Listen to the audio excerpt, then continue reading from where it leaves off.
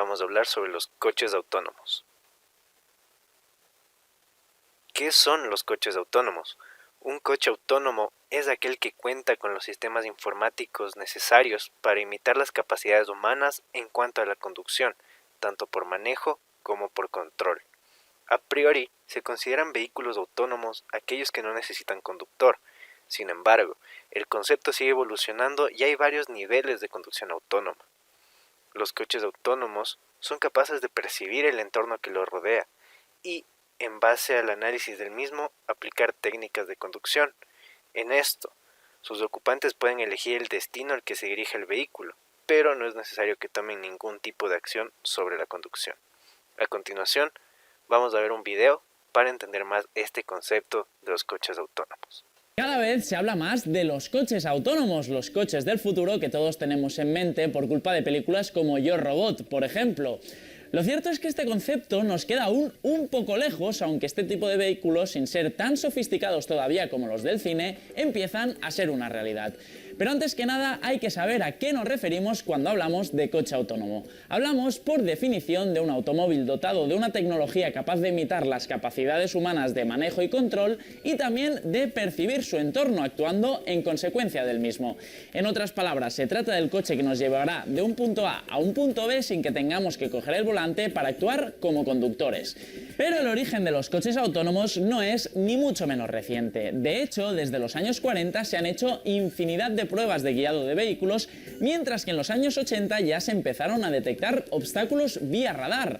A día de hoy son capaces de hacer largos recorridos sin la ayuda de una persona e incluso de dar una vuelta a un circuito en un tiempo menor al de un conductor humano, como logró el Audi RS7 en el mes de abril del pasado 2014.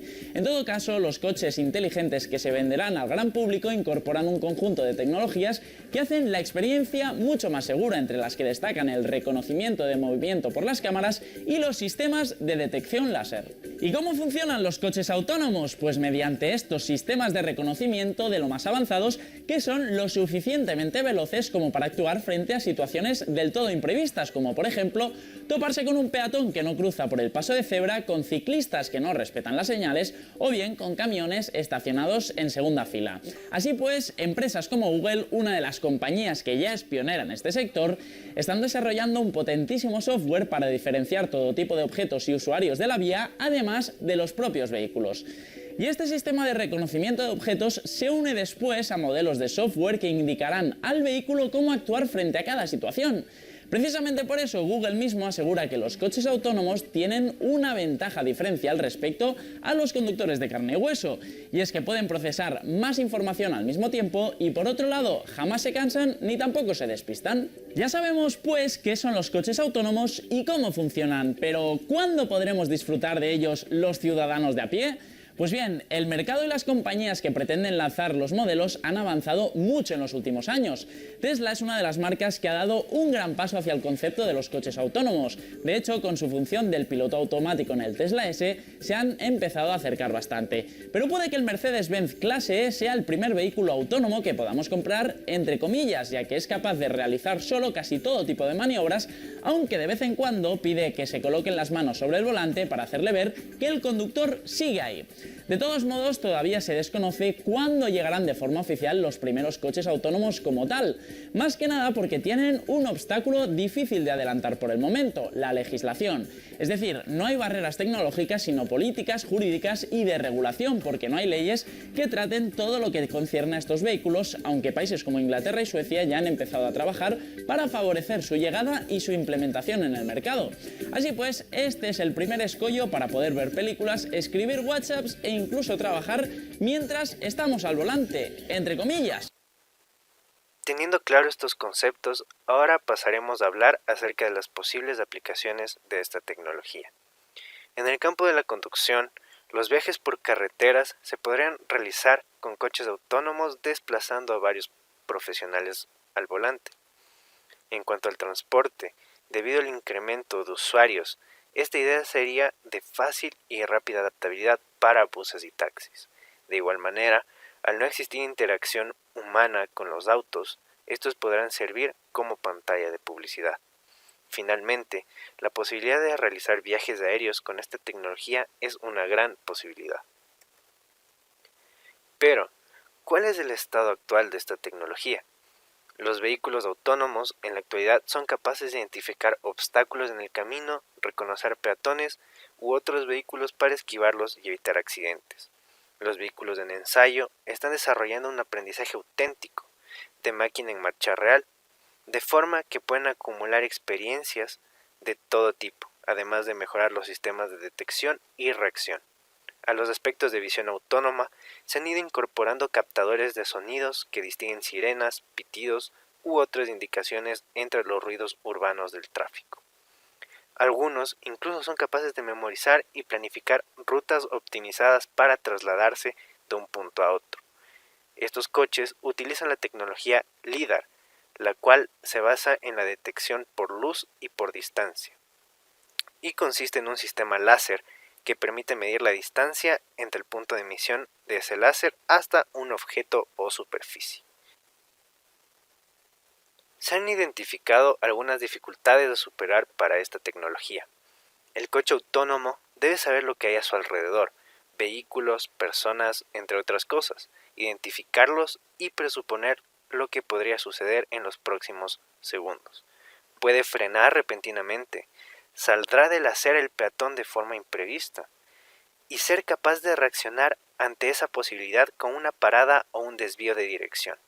Hay que tener en cuenta que, con buena luz diurna, los ojos humanos ven un 4 veces más rápido que todo el sistema de sensores y cámaras de LiDAR o radar.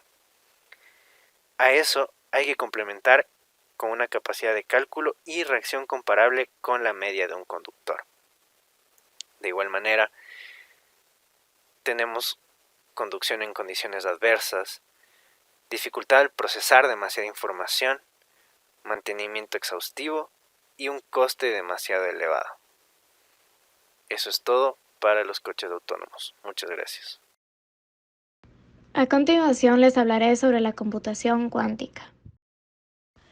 La computación cuántica se basa en el uso de qubits en lugar de bits y da lugar a nuevas puertas lógicas que hacen posibles nuevos algoritmos.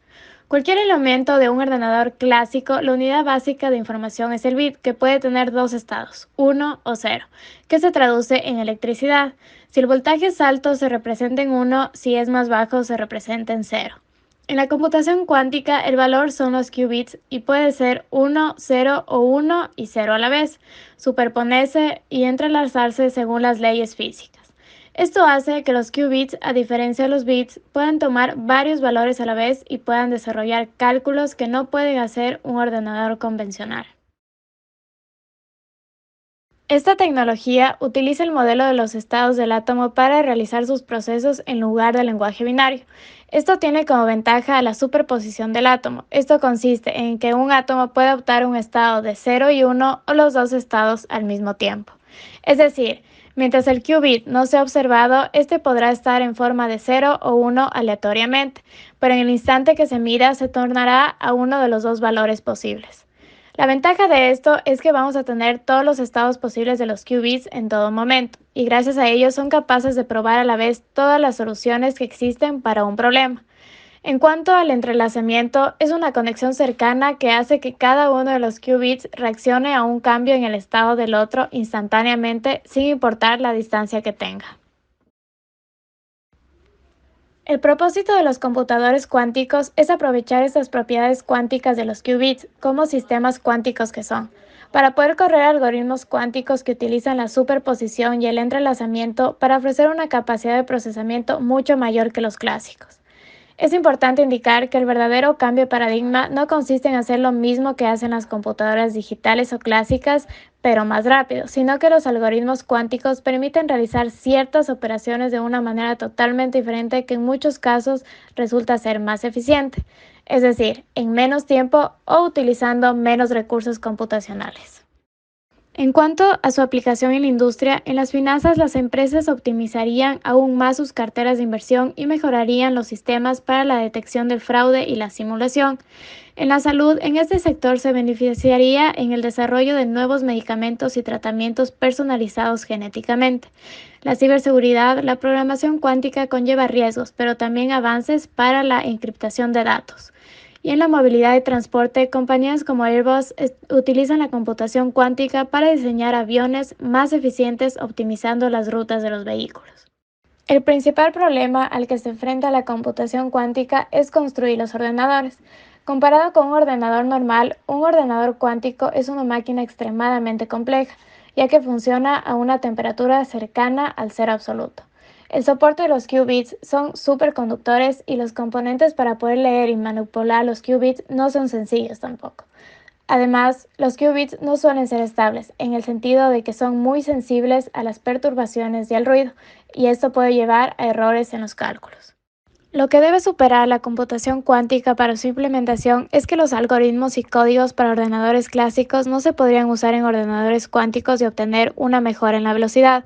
Para ello se tendría que desarrollar un algoritmo cuántico, lo cual es algo trivial, e implementarlo para poder obtener esa mejora. Pero no sería tan fácil porque restringe mucho las aplicaciones de los ordenadores cuánticos y será un problema a sortear cuando esos sistemas estén más desarrollados.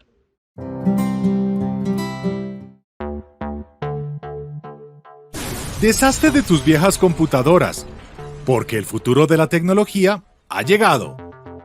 No se trata de inteligencia artificial o realidad virtual. Es algo llamado computación cuántica. Y podría revolucionar completamente todos los aspectos de la sociedad, desde la salud y las finanzas, hasta incluso la seguridad nacional. ¿Pero qué es y cómo funciona? ¿Cuándo estaría disponible? ¿Qué podría pasar si termina en las manos equivocadas? Esto es, ¿qué pasaría si? Y esto es lo que sucedería si hoy tuviéramos computadoras cuánticas. Básicamente, una computadora cuántica es una versión súper eficiente de las computadoras comunes que ya conoces. Cuando se usa una computadora regular para solucionar un problema, tiene que pasar por todas las respuestas posibles una por una, mientras que una computadora cuántica puede hacer lo mismo con 1000 millones de respuestas posibles al mismo tiempo, para hallar así la correcta en solo una fracción de segundo. Esta tecnología es tan avanzada que casi nadie sabe cómo programarla y menos usarla. ¿Qué tanto poder y control podría brindar la computación cuántica al país o individuo que logre perfeccionarla? Bueno, para entender cómo las computadoras cuánticas van a cambiar nuestras vidas, primero debemos comprender cómo funcionarían. Hoy en día, las computadoras son binarias, procesan la información usando bits. Cada bit puede existir como un 1 o como un 0, sin excepciones. Un bit o dígito binario es algo relativamente simple. Es la representación de un estado u otro, como si una bombilla estuviera encendida o apagada. En las computadoras actuales, un bit está representado por el pulso actual o el voltaje eléctrico. ¿Siguen ahí? Bueno, ya casi terminamos de explicar. En el caso de las computadoras cuánticas, la información se procesa usando qubits. Son similares a los bits, pero pueden ser ceros o unos al mismo tiempo. Para entender la diferencia entre bits y qubits, imagina una esfera y dale un polo norte y un polo sur, donde el del norte representa el 1 y el sur el 0. Con un bit, los polos son los únicos espacios utilizables en toda la esfera, y solo uno de ellos puede ser usado al tiempo. Con un qubit, toda la esfera se convierte en un territorio utilizable. No pretendemos que te conviertas en un experto en física. El punto aquí a entender es que los qubits pueden proporcionar datos más complejos y permitirnos codificar más información en computadoras mucho más pequeñas.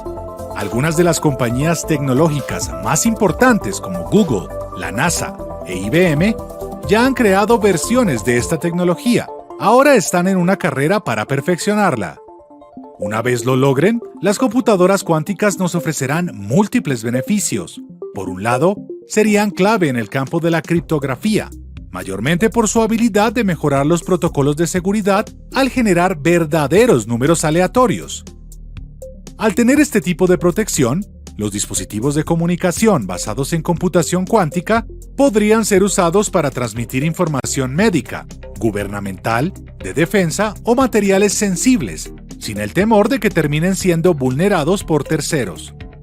Poder calcular y procesar abundante información de manera más rápida nos ayudaría a encontrar nuevos medicamentos para tratar enfermedades. También aceleraría el desarrollo de drogas que pueden salvar vidas. Las computadoras cuánticas nos darían la posibilidad de enfrentar mejor el cambio climático, al permitirnos tener mejores modelos de software que describan lo que le está sucediendo a nuestra atmósfera.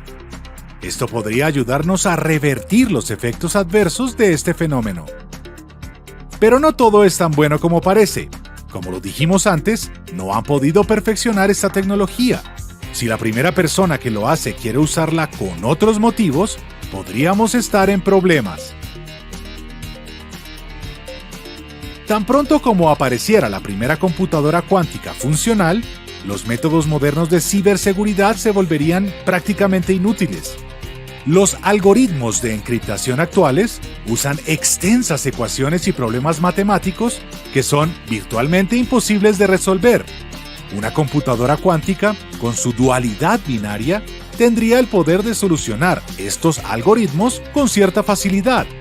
Así que supongo que debemos cruzar los dedos para que uno de los buenos chicos sea el primero en descifrar esta tecnología. Tal vez podríamos utilizar estas máquinas cuánticas de primera generación para perfeccionar modelos futuros.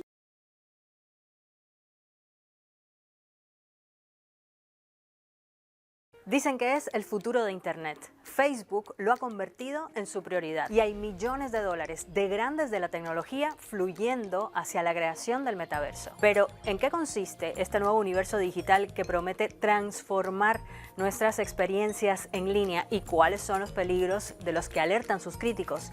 Eso lo contamos en este video. El término metaverso apareció por primera vez en 1992 en la novela futurista Snow Crash, donde los humanos, como avatares, interactúan entre sí en un espacio virtual tridimensional que utiliza la metáfora del mundo real. Y esa misma idea de ciencia ficción está en camino a convertirse en realidad. Según la explicación del propio Mark Zuckerberg, el fundador de Facebook y quien ha invertido ya millones de dólares en desarrollar el llamado metaverso, en este universo digital podrás teletransportarte instantáneamente como un holograma para estar en la oficina sin tener que desplazarte, o a un concierto, o con amigos, o en la sala de tus padres para ponerte al día. La idea es que este universo digital permita compartir experiencias de inmersión con otras personas, incluso cuando no puedan estar juntos. Podrías pasar el rato con amigos, trabajar, aprender, comprar. Y en ese universo virtual, cada persona estaría representada por un avatar o identidad virtual. Microsoft, otro gigante apostándole al metaverso, lo ha descrito como una nueva versión o una nueva visión de Internet. Un mundo digital habitado por gemelos digitales de personas, lugares y cosas. ¿Y cómo se accede a este metaverso? Pues con un visor de realidad virtual o realidad aumentada que conectaría todo tipo de entornos digitales. Imagina pasar de la experiencia en línea que tenemos ahora con las pantallas en 2 dimensiones a una experiencia en 3 dimensiones. Quienes auspician el metaverso dicen que también promete avances en el campo de la ciencia y de la medicina porque potenciará y hará más fácil la colaboración científica. Por ejemplo, permitiría reunir en un salón de operaciones virtual a especialistas que estén en distintos países. La revolución tecnológica y el cambio de nuestro comportamiento en línea que implicaría sería tal que hay quien lo compara con ese momento en el que dejamos de usar esos primeros teléfonos celulares y los cambiamos por los smartphones.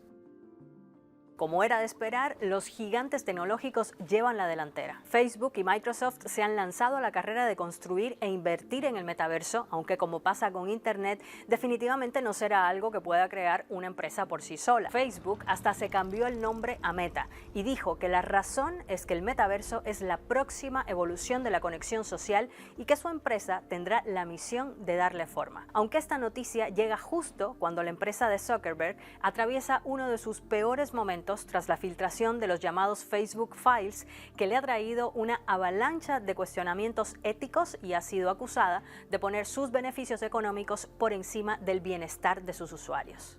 Microsoft, por su parte, ya puso un pie en lo que llamó la puerta de entrada al metaverso con la introducción de Mesh for Teams, que aseguran que ha sido diseñado para hacer que las reuniones en línea sean más personales, atractivas y divertidas usando avatares en lugar de cámaras. Pero estos son solo pequeños primeros pasos de lo que implicaría crear esta especie de mundo gemelo virtual. Las propias empresas inmersas en su creación hablan de un plazo de entre 10 y 15 años para que esté listo. Pues además de la tecnología que aún falta por desarrollar, también hay expertos que dudan de que con la conectividad actual podamos sumergirnos en un universo virtual. Si actualmente es difícil en muchos lugares tener una videollamada por los problemas de conexión, imagínense cuánta puede ser la demanda de datos para reproducir e interactuar dentro del metaverso. Pero aunque el metaverso está aún en pañales, los anuncios ya han desatado críticas. Y para algunos expertos su nacimiento es ya peligroso. Una de las cosas que más preocupa es la privacidad de los datos de los usuarios y el potencial aumento de la vigilancia que puede implicar. Pues para su creación habría que incrementar el número de cámaras y sensores que existen en el mundo real. Por eso, Marcus Carter, profesor de Cultura Digital de la Universidad de Sydney,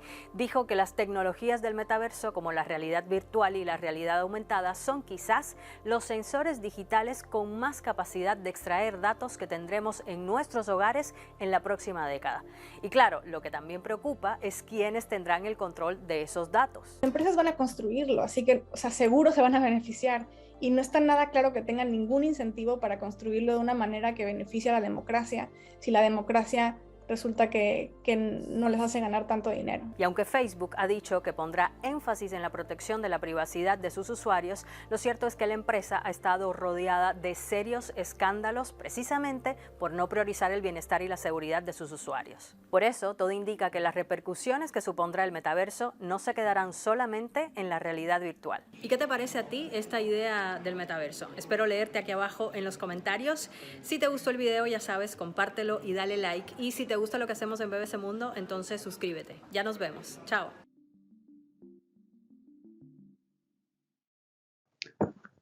¿Es el metaverso la nueva realidad? Para saber si el metaverso es la nueva realidad, necesitamos conocer qué es el metaverso. El metaverso es una plataforma interactiva basada en un entorno realista. Es aquella en la que se puede interactuar con diferentes personas, sea en un entorno nuevo o en un entorno compartido, mediante el uso de herramientas como las gafas de realidad virtual o sensores de poder. El metaverso busca socializar de forma real y con expresiones a tiempo real. Se maneja a través de entornos híbridos y digitales. Como características tenemos aquellas que son paralelas y permanentes, a una escala masiva, accesibles y economía propia e ilimitada. ¿De dónde viene el término metaverso?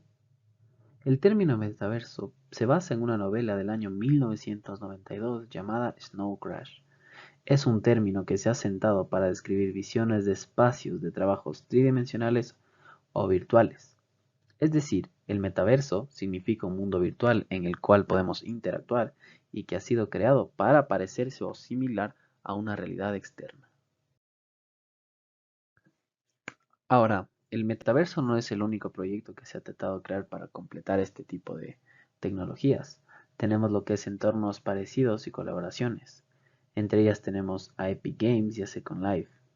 Second Life fue un intento de metaverso, pero quedó solo en un lugar de interactuar con más personas e incluso invertir en espacios y propiedades virtuales.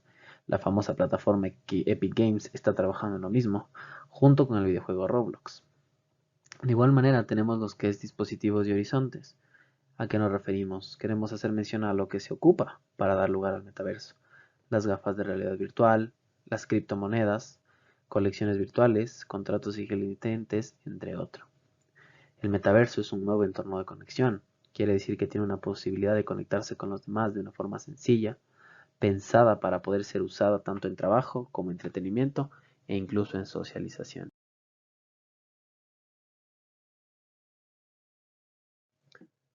¿Cómo se aplica el metaverso en la industria y en la sociedad?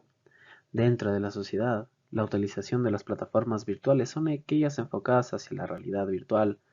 Los metaversos son en esencia herramientas que buscan y tratan de dinamizar los procesos, tanto los de enseñanza como de aprendizaje, Buscan contribuir, organizar e incluso actualizar los contenidos y permiten a un estudiante que se eduque a través del ambiente virtual. Esto es muy útil. Por ejemplo, hoy en día las aplicaciones se pueden dar tanto en el tema de pandemias como son las herramientas Teams. El metaverso busca mejorar este tipo de educación.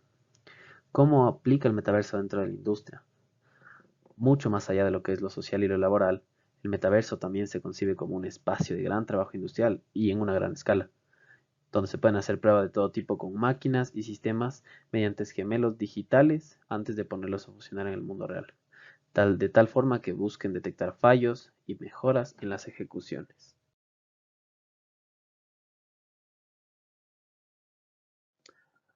Pero, ¿cuál es el estado actual de esta tecnología? Recordemos que actualmente el metaverso es un concepto que apenas está empezando a construirse. Hoy en día tiene un poco de desarrollo en los entornos virtuales, como es el proyecto Cambria, Horizon Workrooms, tenemos Horizon Home y el proyecto Nazare. Hoy en día tiene un desarrollo de infraestructura y tecnologías para materializar este metaverso.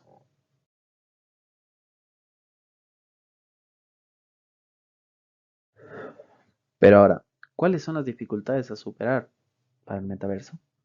Tenemos la falta de tecnología. Todavía no existen tecnologías reales que puedan hacer aún más real este concepto. La accesibilidad. Recordemos que para lograr esto es necesario que el metaverso sea accesible para todos. Y de por sí hoy en día los artículos de realidad virtual y realidad aumentada son bastante expensos y bastante caros. La conectividad. Un estudio demostró que para lograr hacer uso de una realidad virtual en vivo es necesaria una red de al menos 200 Mbps. Esto por segundo. Es decir, esto sería imposible de realizar con una conexión de Internet 4G. El metaverso hoy en día puede llegar a ser la nueva obra maestra del siglo XXI. Es por esto que esta imagen busca representar el dinamismo entre el hombre y la tecnología. Gracias.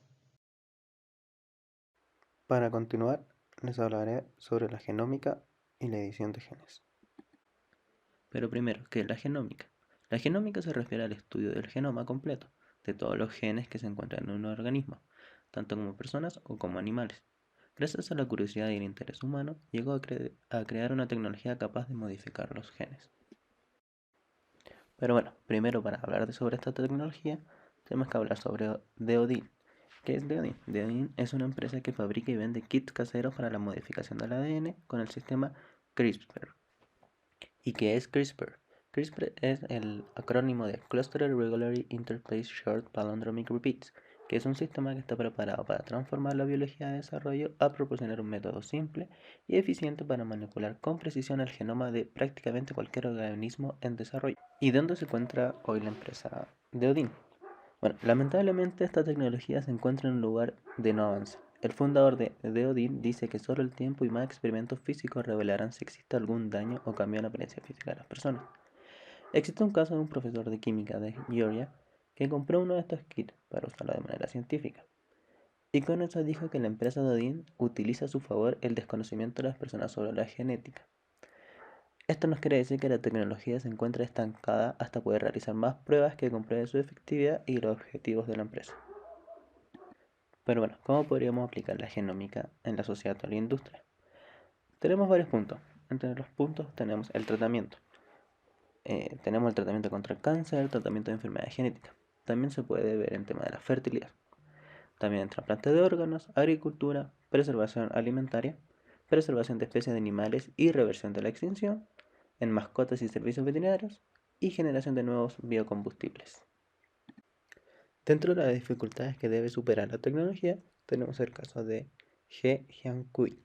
Este científico aseguró crear los primeros bebés genéticamente modificados con CRISPR. Él inactivó el gen CCR5, el cual da lugar a una proteína de los linfocitos, célula del sistema inmune, la misma que permite la infección del VIH. En este caso, este doctor creó bebés genéticamente modificados para que no tuvieran el gen del VIH. El problema principal radicó en que en el CCR5 cumple otras funciones, por ejemplo, el virus de la gripe o el virus del Nilo, misma que puede causar una enfermedad mortal. Es por eso que tenemos el ADN y sus varias secuencias, El código ADN tiene varias secuencias. El CRISPR se le conoce como tijeras moleculares. ¿Pero qué son las tijeras moleculares? El CRISPR corta cierta secuencia para protegerla de nuevos virus. Con esto nos lleva a una dificultad. La dificultad es que el ADN, al tener varias secuencias y varias que son idénticas, el CRISPR aún no logra identificar cuál es aquella que debe cortar. Es por ello que cortar la incorrecta puede desencadenar problemas muy graves a la persona. Y bueno, como conclusión podríamos decir que el CRISPR se ha convertido en una poderosa herramienta de laboratorio, por sus bajos costos y su facilidad de uso. Pero sin embargo, aún no se ha convertido en una técnica que transforma la medicina totalmente. Esto debido, como se dijo en la presentación, es una práctica que ha quedado estancada y que puede tener muchos problemas igual. Pero no cabe duda que en un futuro no muy lejano mejorará y será la solución de muchos de los problemas que tenemos hoy en día en la genética. Y a continuación mostraremos un video sobre el caso de los bebés modificados genéticamente y cómo funciona el CRISPR. A finales del año pasado se dio a conocer el nacimiento de 2 gemelitas en China. Cada día nacen miles de niños chinos.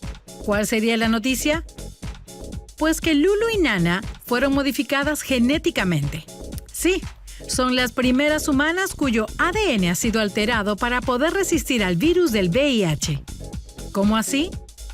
En la siguiente nota intentaremos explicarte todo lo relacionado a las modificaciones genéticas.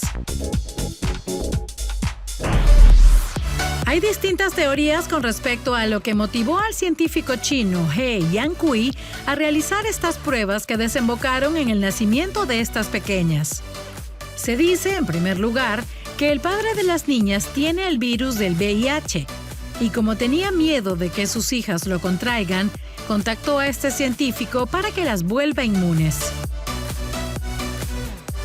Pero, según el informe de la última investigación que le están haciendo, He evitó la supervisión, recaudó fondos y organizó a científicos por su cuenta para llevar a cabo una investigación sobre edición genética de embriones humanos con fines reproductivos, algo que está prohibido en muchos países, incluyendo China.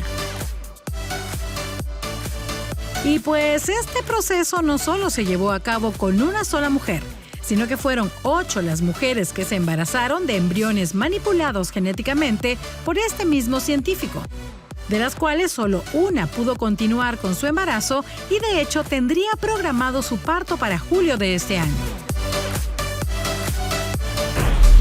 Pero, a ver, ¿cómo es que se puede modificar el ADN de un ser humano como para que no padezca de determinada enfermedad? Vayamos por partes. Lo que se hizo con estos embriones fue reemplazar secciones específicas de su ADN, y en este caso reemplazaron los genes defectuosos, es decir, aquellos que tenían la predisposición a sufrir la mencionada enfermedad. A este método se le llama CRISPR-Cas9 o simplemente CRISPR. La idea es editar o corregir el genoma de cualquier célula dentro de la cadena del ADN, como si lo estuvieras haciendo con una tijera. Pero esta técnica no es nueva. De hecho, todo empezó allá por 1987, cuando se empezó a estudiar cómo es que las bacterias luchaban contra los virus. Pero recién en el 2012 se demostró que esto podía usarse como una herramienta de edición programable. ¿Cómo? Todo comienza con el diseño de una molécula de ARN, CRISPR o ARN guía, que luego va a ser insertada en una célula. Una vez dentro, esta reconoce el sitio exacto del genoma donde la enzima Cas9 deberá cortar, por lo que básicamente podemos decir que el ARN guía actúa de perro lazarillo llevando a Cas9, el ejecutor, al sitio donde ha de realizar su función.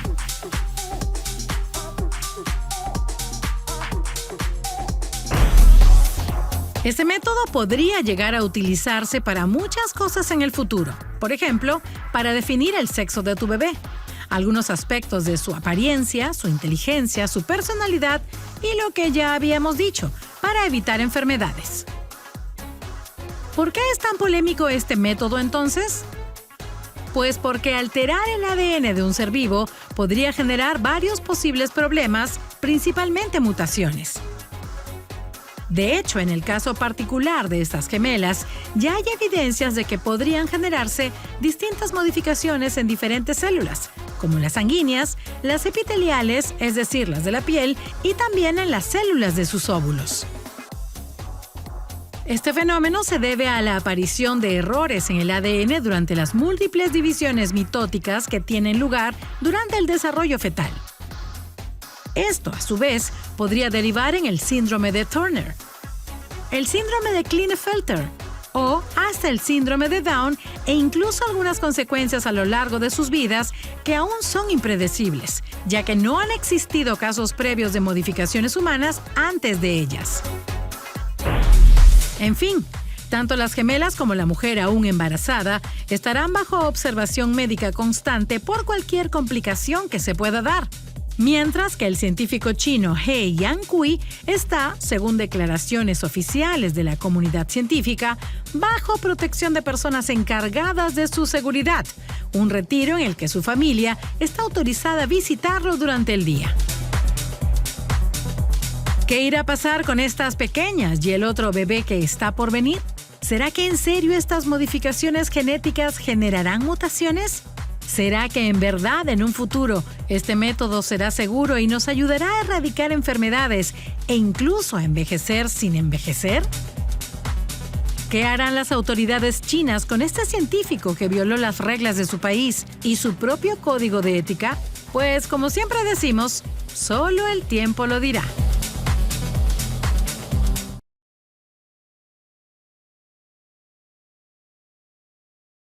Smart Cities. Smart Cities son un sistema complejo e interconectado que aplica nuevas tecnologías, de manera que pueden gestionar el funcionamiento de sistemas de transporte público y privado. También usa eficientemente los recursos energéticos o hídricos e integra la protección civil de espacios públicos y la red comercial. Los componentes de las Smart Cities permiten tener datos instantáneamente. Por eso, uno de sus componentes es el Internet.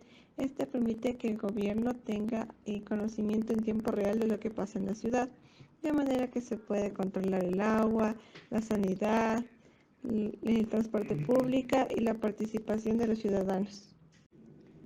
Entre las aplicaciones tenemos de la sociedad. Primero, la seguridad. Al gestionar la seguridad, esta se la realiza de forma avanzada y predictiva en tiempo real gracias a los datos obtenidos por la tecnología. Así se puede ayudar a la infraestructura de la ciudad. Otra aplicación es en el turismo, ya que brinda soluciones para la promoción de destinos turísticos inteligentes. Aplicaciones en la educación. Se brinda soluciones basadas en el concepto de Learning by Doing, donde el aprendizaje y el entrenamiento de competencias y habilidades se hacen virtualmente.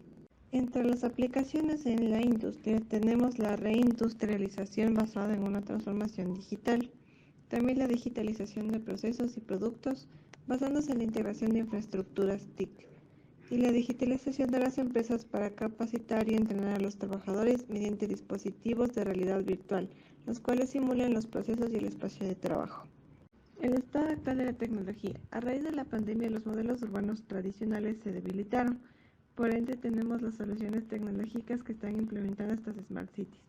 Estas cogen las herramientas como Big Data y el IoT de manera que pueda haber un desarrollo urbano más sostenible. Las dificultades que debe superar esta tecnología son la relación que existe entre la economía y la inteligencia artificial. Segundo, la multiculturalidad en las industrias tecnológicas. Como tercero, el progreso en bandas anchas para zonas rurales como el Internet. Y por último, la protección de los datos.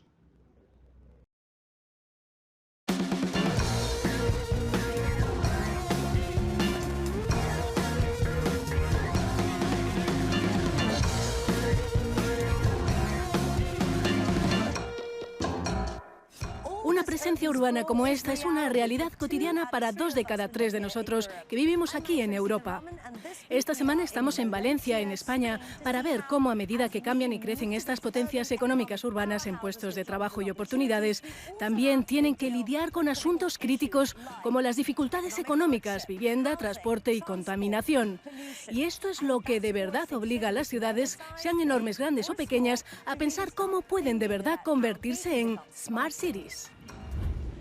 Utilizamos cerca del 80% de la energía europea como habitantes de la ciudad, pero contribuimos con alrededor del 85% del Producto Interior Bruto del continente. Ahora bien, como la población urbana del mundo también se duplicará en 2050, puede ser un buen momento para entender qué es una ciudad inteligente.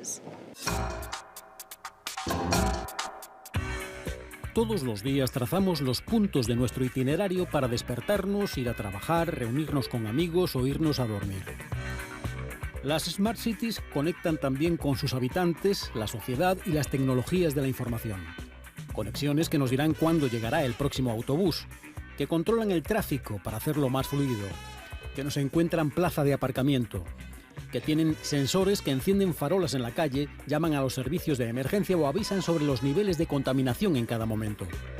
Las Smart Cities captan todos los elementos de la vida urbana para crear una plataforma tecnológica que permite a los ciudadanos, empresas y gobiernos comunicarse y trabajar juntos. Las Smart Cities han sido hasta hace poco grandes, como Barcelona o Ámsterdam, pero las ciudades más pequeñas también se ponen al día y planean aplicar estrategias de Smart City. Lideran el camino en Europa con el mayor número de Smart Cities el Reino Unido, España e Italia. Europa ha puesto el desarrollo urbano en el centro de su plan de prioridades para 2020. Aportará una parte importante del Fondo Europeo de Desarrollo Regional destinado a ayudar a las ciudades inteligentes, junto con otros fondos de las ciudades y los gobiernos nacionales. Las ciudades más pequeñas, después de la crisis, van a tenerlo difícil para aumentar los presupuestos que necesitan para transformar la infraestructura que una Smart City requiere. Los presupuestos municipales se han reducido y los niveles de deuda tienden a ser bastante altos. Fanny Gauguet ha seguido los pasos de Valencia hacia su transformación inteligente. Siguiendo el camino de las mayores ciudades interconectadas de Europa, Valencia empezó su transformación en 2012. El responsable de innovación urbana nos explica sus proyectos. Buenos días, Rafael, ya estoy aquí. ¿Cómo quedamos? Tienes que coger el autobús número 5. Puedes abrir la Valencia y miras cuál es la parada que tienes más cerca. Herramientas como APP Valencia permiten que los ciudadanos accedan a información actualizada sobre autobuses, bicicletas, alertas sobre la ciudad o sobre cómo pagar recibos en línea. Todo está integrado en la plataforma Smart City Management, basada en indicadores en tiempo real, una de las primeras de España. Es una plataforma horizontal, pretende integrar toda la información que se genera de todos los servicios y también información externa generada por las empresas e incluso por los ciudadanos. Para poder explotar esos datos, el sector privado en general puede desarrollar aplicaciones, soluciones que nos beneficia a la ciudad porque nos da una solución de un servicio, pero además es un modelo de negocio viable que les permite generar rentabilidad. Valencia tiene presupuestados 1,14 millones de euros para su transformación entre 2014 y 2020.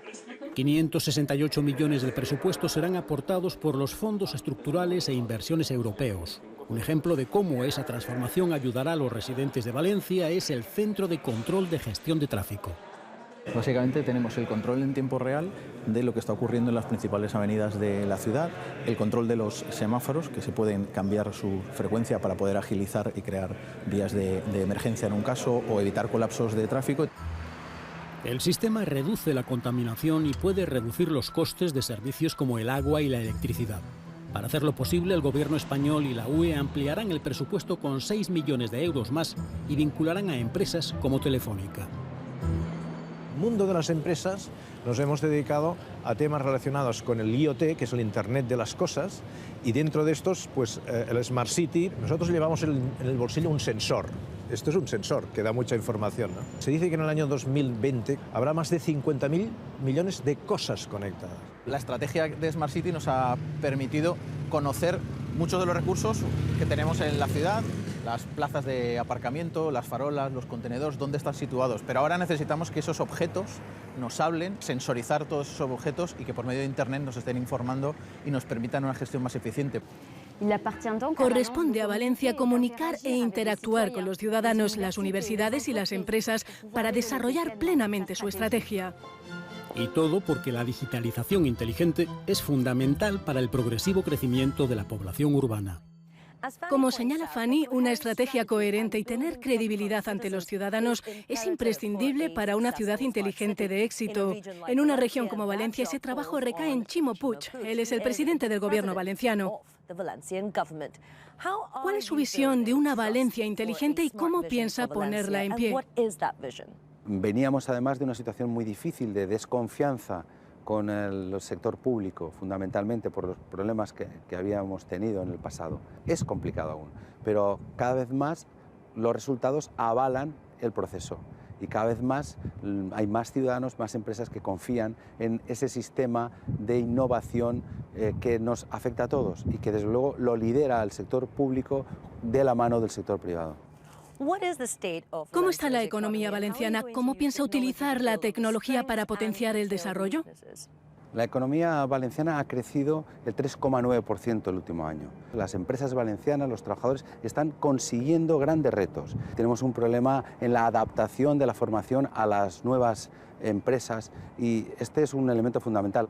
Tenemos un problema relacionado también con el idioma, con el conocimiento de los idiomas. Tenemos problemas asociados a todo lo que significa esa incorporación desde la educación a la sociedad de la innovación. Por ejemplo, la Comunidad Valenciana será la primera comunidad en toda España que tendrá ya cerrado absolutamente su conectividad en banda ancha. Esto es un elemento fundamental para conseguir finalmente que la incorporación masiva de todos los ciudadanos, de todas las familias, de todas las empresas a la sociedad de la información sea una realidad. ¿Resultó muy difícil para usted recaudar el dinero que necesitaba de los mercados de capitales? ¿Ha tenido que recurrir a las subvenciones o de alguna manera cree que establece algún tipo de precedente o ejemplo para otras ciudades que intentan aplicar esta estrategia en Europa? Tenemos que combinar los dos fondos privados, hay bancos, hay empresas, hay también sociedades de non-profit, hay posibilidades diversas de aportación de capital del sector privado, pero desde luego necesitamos fondos europeos y necesitamos también fondos propios. Es un proceso, tenemos los mismos problemas que las distintas regiones europeas. Es evidente que hay regiones que tienen un mayor avance y otras que están más retrasadas que nosotros. Lo que se trata finalmente es que Europa tenga un proyecto a favor de todas las regiones europeas en ese reto fundamental que es la sociedad de la información, de la comunicación. Muchas gracias por su tiempo, señor Puig. Hasta la próxima.